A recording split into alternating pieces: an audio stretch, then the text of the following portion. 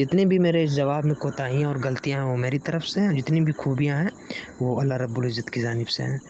تو صدقہ یعنی کہ جب ہم لوگ اللہ رب العزت کی راستے میں جو مال خرچ کرتے ہیں، مدد کرتے ہیں یا کسی کی مدد کرتے ہیں، دین اسلام میں صدقہ ایک ایسا عمل ہے جو اللہ کی خوشی کے لیے کیا جاتا ہے، چاہے وہ پیسے دے کر ہو، کسی کو کھانا کھلا کر ہو، یا کسی کی ضرورت پوری کر کے ہو۔ صدقہ ایک طریقے سے دو قسم کا ہے، صدقہ الواجبہ یعنی کہ یہ وہ صدقہ ہے جو کسی خاص وقت پر دینا فرض ہے، جیسے زکوٰۃ اور فطرانہ وغیرہ۔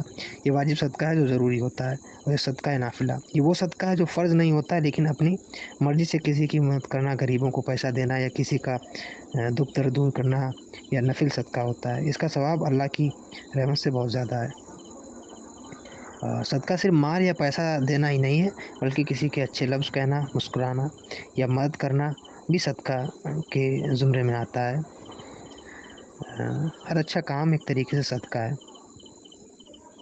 اور ایک انسان کا ہر وہ کام جو دوسروں کے لیے فائدہ مند ہو وہ بھی ایک طریقے سے صدقہ ہے۔ ایک حدیث ہے بخاری کی، حدیث نمبر 1433، نبی کریم صلی اللہ علیہ وسلم فرمایا، خیرات کو مت روک ورنہ تیرا رزق بھی روک دیا جائے گا۔ اس کے علاوہ ایک حدیث اور ہے، یہ ترمذی کی حدیث نمبر 2325 ہے۔ حضرت ابو قبصہ انماری کا بیان ہے کہ انہوں نے رسول اللہ صلی اللہ علیہ وسلم کو فرماتے ہوئے سنا، میں 3 باتوں پر قسم کھاتا ہوں اور میں تم لوگوں سے ایک بات بیان کر رہا ہوں جسے یاد رکھو۔ کسی بندے کے مال میں صدقہ دینے سے کوئی کمی نہیں آتی، یہ پہلی بات ہے، اور کسی بندے پر جی میں بیان کر رہا تھا کہ کسی بندے کے مال میں صدقہ دینے سے کوئی کمی نہیں آتی، یہ پہلی بات ہے، اور کسی بندے پر کسی قسم کا ظلم ہو اور اس پر وہ صبر کرے تو اللہ اس کی عزت کو بڑھا دیتا ہے۔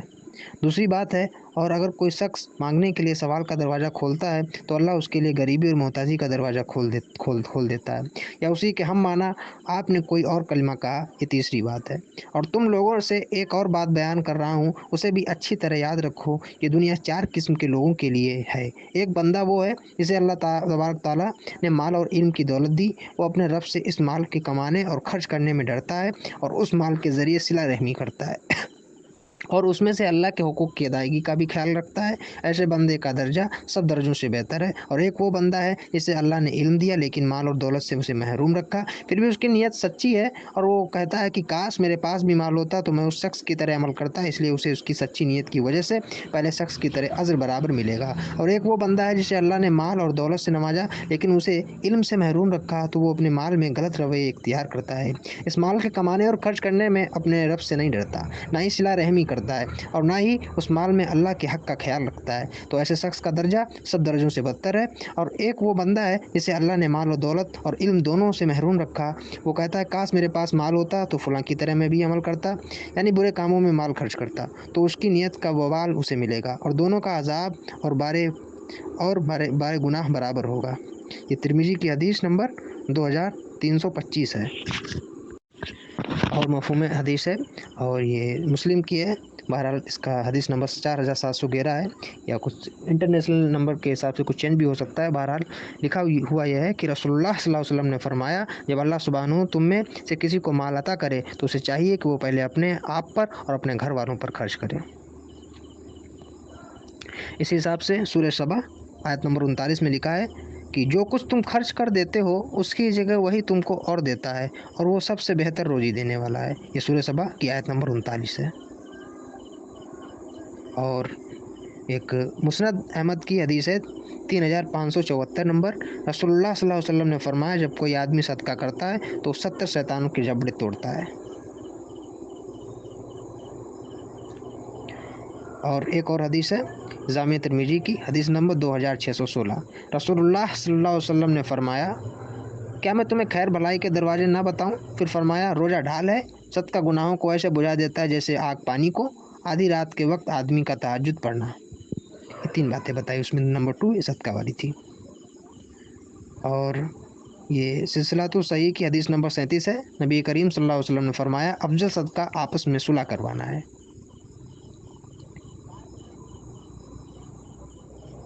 اور یہ سلسلہ تو صحیح کی حدیث نمبر 1481۔ رسول صلی اللہ علیہ وسلم نے فرمایا، ایک آدمی جنت میں داخل ہوا تو جنت کے دروازے پر لکھا ہوا تھا، صدقہ کرنے کا ثواب 10 گنا ہے اور قرض دینے کا ثواب 18 گنا ہے۔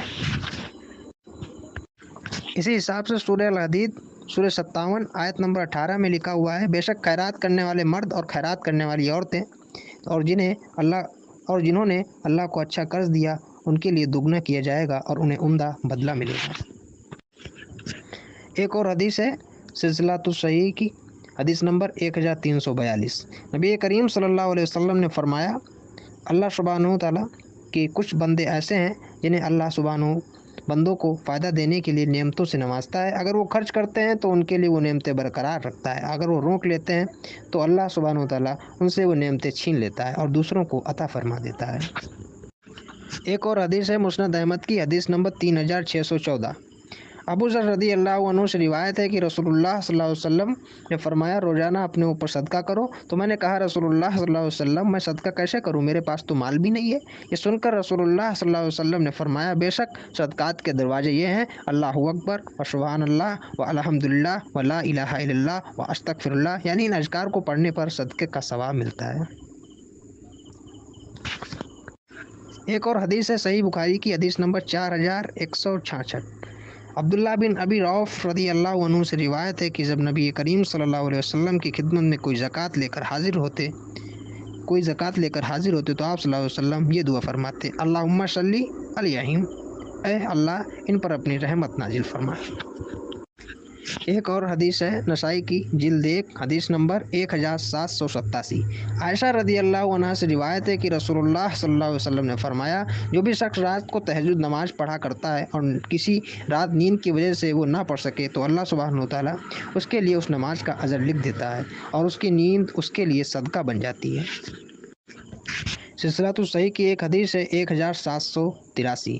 رسول اللہ صلی اللہ علیہ وسلم نے فرمایا، جو قوم عہد توڑتی ہے اس میں قتل عام ہو جاتا ہے، جس قوم میں بدکاری یعنی کہ فحاشی پھیل جاتی ہے اللہ سبحانہ و تعالیٰ اس پر موت مسلط کر دیتا ہے، جو قوم زکوٰۃ ادا نہیں کرتی اللہ سبحانہ و تعالیٰ ان سے بارش روک لیتا ہے۔ ایک اور حدیث ہے صحیح بخاری، جلد 2، حدیث نمبر 1403۔ ابو ہریرہ رضی اللہ عنہ سے روایت ہے کہ رسول اللہ صلی اللہ علیہ وسلم نے فرمایا کہ جسے اللہ نے مال دیا اور اس نے اس کی زکوٰۃ ادا نہیں کی تو قیامت کے دن اس کا مال نہایت زہریلے گنجے سانپ کی شکل اختیار کر لے گا، اس کی آنکھوں کے پاس 2 سیاہ نقطے ہوں گے جیسے سانپ کے ہوتے ہیں، پھر وہ سانپ اس کے دونوں جبڑوں سے اسے پکڑ لے گا اور کہے گا کہ میں تیرا مال اور خزانہ ہوں۔ صحیح بخاری کی ایک حدیث ہے، جلد 2، حدیث نمبر 1434۔ رسول اللہ صلی اللہ علیہ وسلم نے فرمایا، مال کو تھیلی میں بند کر کے مت رکھنا ورنہ اللہ سبحانہ بھی تمہارے لیے اپنے خزانوں میں بندش لگا دے گا، جہاں تک ہو سکے لوگوں میں خیرت تقسیم کرتے رہنا۔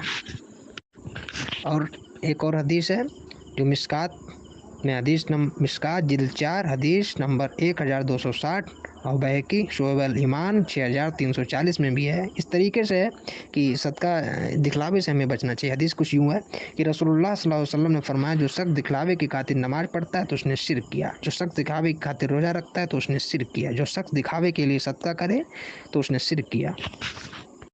ایک اور حدیث ہے سلسلہ الصحیح، حدیث نمبر 1816۔ رسول اللہ صلی اللہ علیہ وسلم نے فرمایا، صدقہ کرنے والوں سے قبر کی گرمی کو ختم کر دیتا ہے اور مومن قیامت کے دن اپنے صدقے یعنی صدقے کی وجہ سے سایہ حاصل کرے گا۔ ایک اور حدیث ہے سنن ابن ماجہ کی، جلد 1، حدیث نمبر 242۔ شیخ البانی نے اس حدیث کو صحیح ابن ماجہ میں حسن کہا ہے۔ حضرت ابو ہریرہ، یہ صدقہ جاریہ موت کے بعد بھی مسلمان کو پہنچانے والا ثواب ہے۔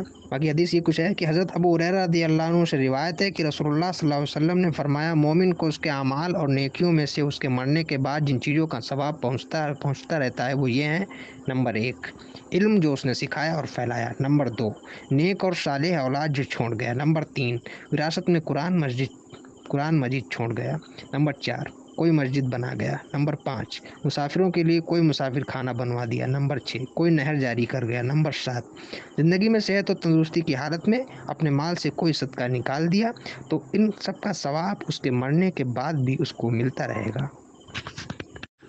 بتانے میں کوئی کمی اور کوتاہی ہوئی ہو تو اللہ رب العزت اسے معاف فرمائے۔